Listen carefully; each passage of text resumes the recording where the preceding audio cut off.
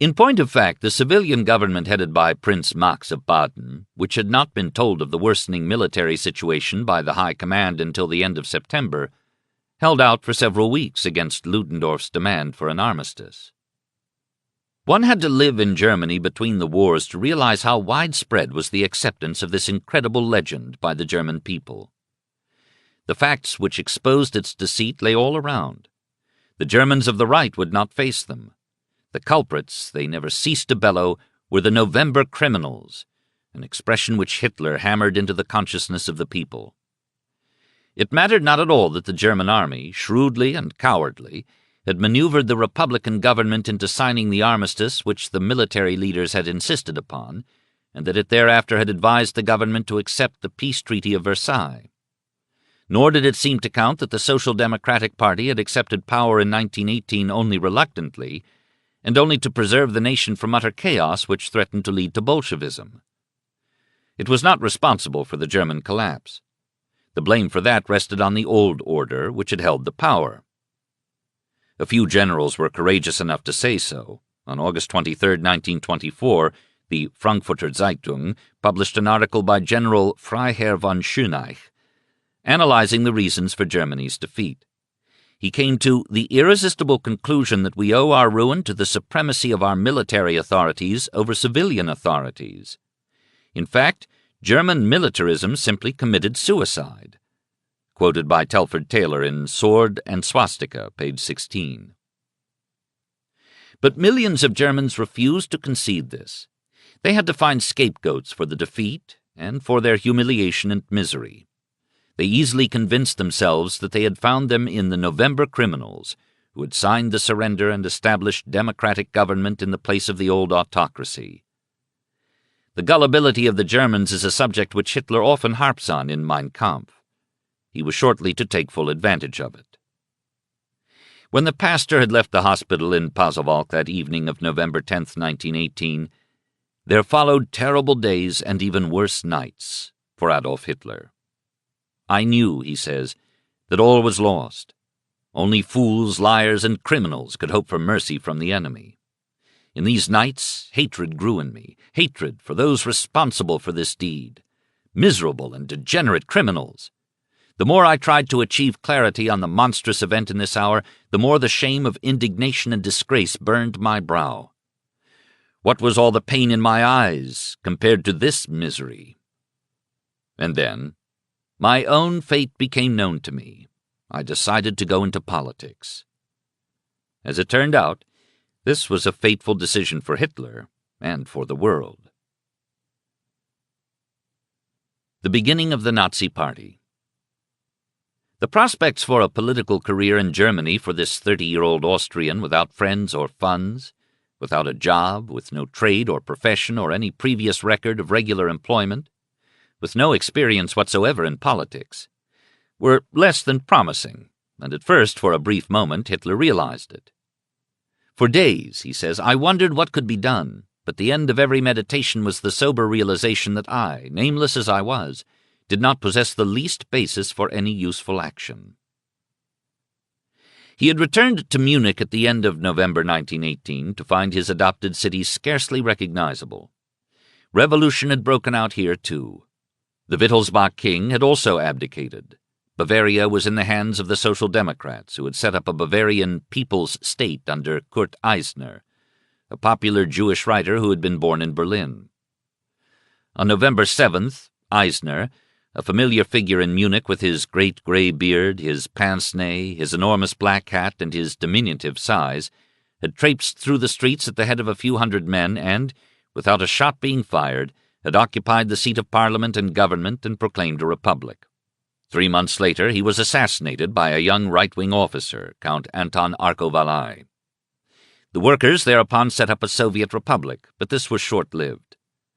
On May 1, 1919, regular army troops dispatched from Berlin and Bavarian Freikorps volunteers entered Munich and overthrew the communist regime, massacring several hundred persons, including many non-communists, in revenge for the shooting of a dozen hostages by the Soviet.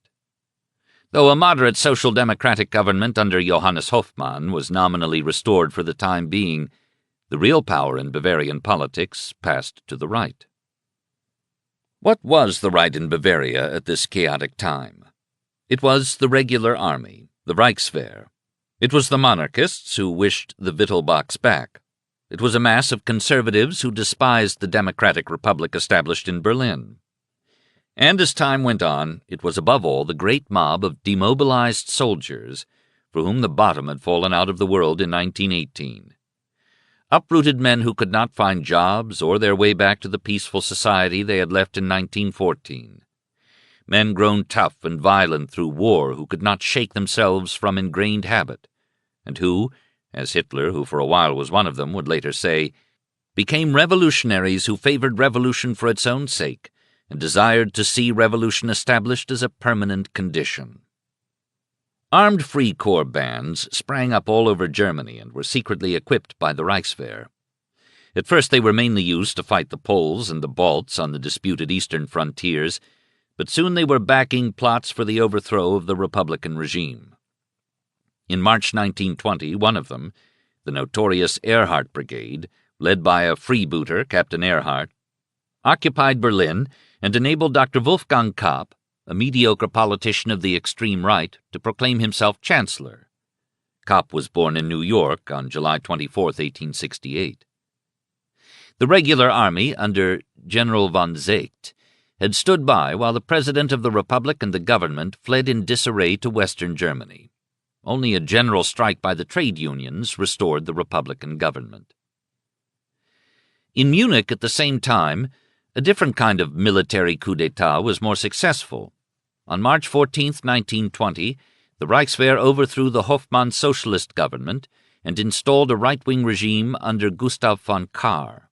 And now the Bavarian capital became a magnet for all those forces in Germany which were determined to overthrow the Republic, set up an authoritarian regime, and repudiate the Diktat of Versailles. Here, the condottieri of the Free Corps, including the members of the Erhard Brigade, found a refuge and a welcome. Here General Ludendorff settled, along with a host of other disgruntled, discharged army officers. At the war's end, Ludendorff fled to Sweden disguised in false whiskers and blue spectacles. He returned to Germany in February 1919, writing his wife, "It would be the greatest stupidity for the revolutionaries to allow us all to remain alive.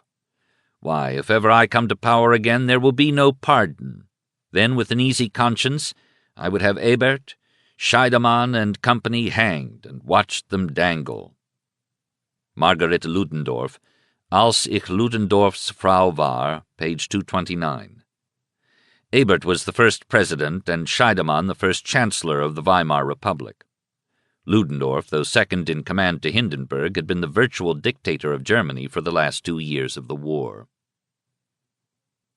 Here were plotted the political murders, among them that of Matthias Erzberger, the moderate Catholic politician who had had the courage to sign the armistice when the generals backed out, and of Walter Rathenau, the brilliant, cultured foreign minister, whom the extremists hated for being a Jew and for carrying out the national government's policy of trying to fulfill at least some of the provisions of the Versailles Treaty.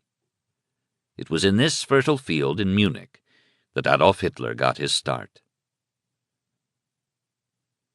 When he had come back to Munich at the end of November 1918, he had found that his battalion was in the hands of the soldiers' councils.